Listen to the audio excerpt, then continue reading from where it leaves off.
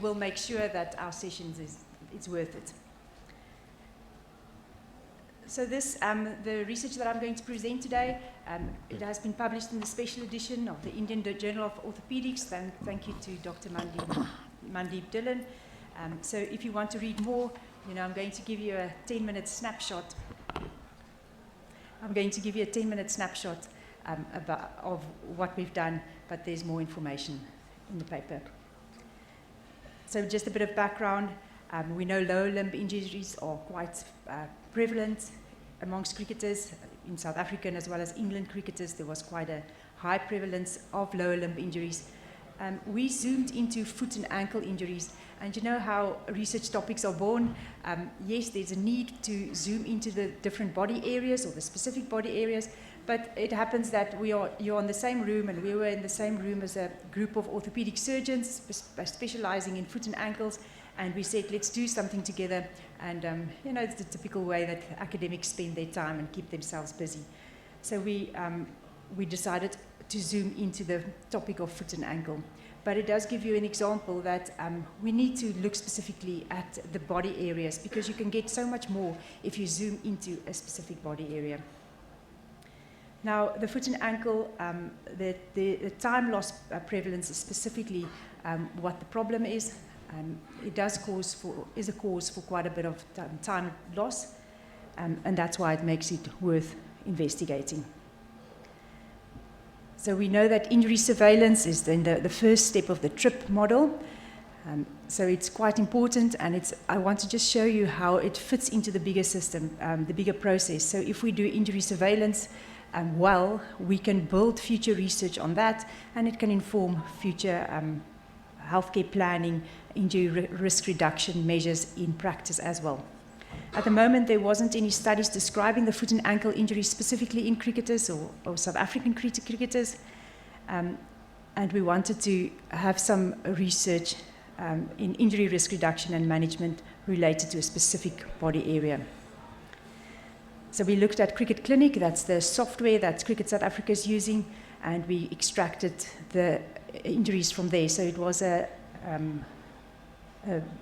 retrospective records that we looked at and did a secondary analysis on it. We included both male and female injuries, and we included from 2018 to 2021.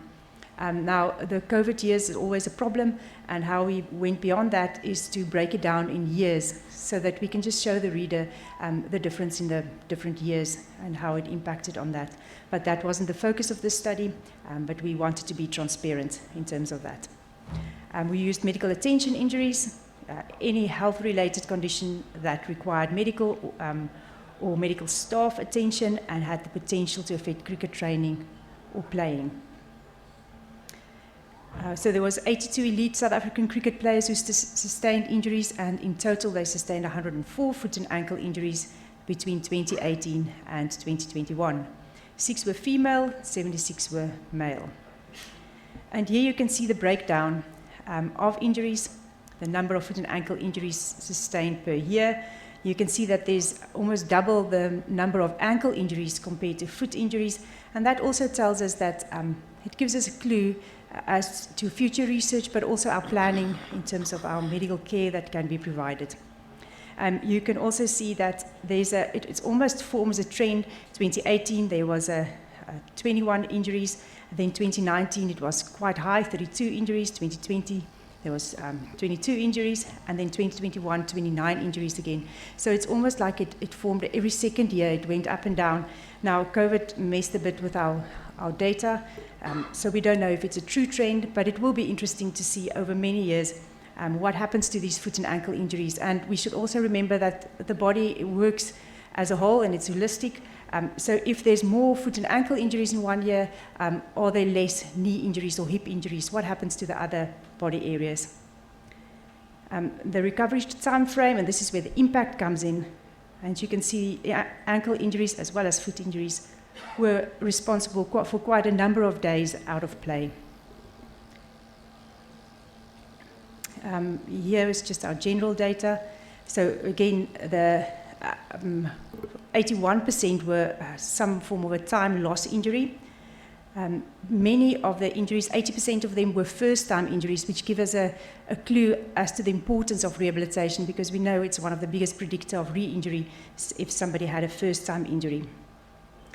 And then the impact versus non-impact injuries, 60%, so again the majority was non-impact injuries, and it can also give us a bit of guidance into do we need better rehabilitation programs or prehabilitation programs and injury prevention programs to avoid these non-impact injuries, whereas the impact injuries may have a different set of mechanisms and rules associated with them. Most of the ankle injuries were sustained during bowling, and that was quite interesting. And then there was a lot of injuries sustained during fielding as well. So both foot and ankle injuries sustained during bowling and fielding. So let's just elaborate a little bit about the bowling action and how we argue why there were so many injuries sustained during bowling. During that front foot placement position, as you can see on the screen here, a lot of forces are going through the body, and as you increase stride length, the amount of forces that goes through the front ankle also increase. Specifically around the 65% of the stance phase. And posterior ankle impingement, 5 of the 31 players that sustained injuries were bowlers, and it was the second, posterior ankle impingement was the second largest category or diagnosis that was made. The largest diagnosis was ATFL, anterior talofibular ligament injury, that's the outside ligament of the ankle. And most of those injuries were sustained during fielding, as opposed to during bowling, a posterior ankle impingement was sustained. Now, the argument is, and that also fits in quite a bit well, 96% of these injuries, and we even checked and rechecked the data, was all on the non-dominant side. And if you look at the bowler, the non-dominant side is exactly that front foot, that ankle that's in the front foot. So there's definitely something that we need to learn from this. We need to learn that non-dominant ankle may need better rehabilitation or prehabilitation, sensory motor control that needs to be added to the bowler, but there's definitely something going on there.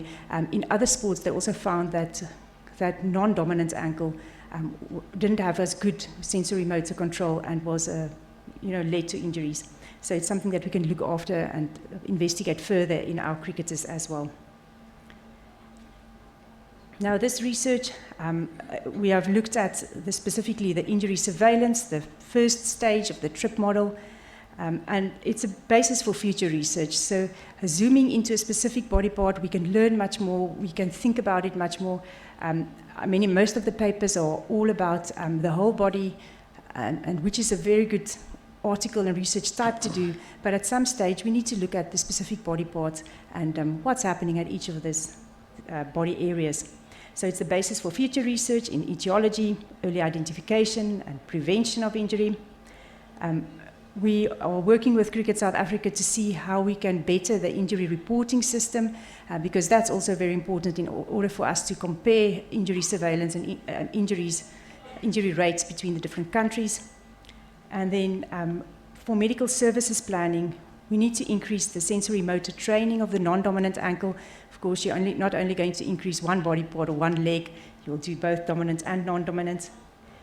We need to increase prevention of recurrent injuries through much better rehabilitation strategies.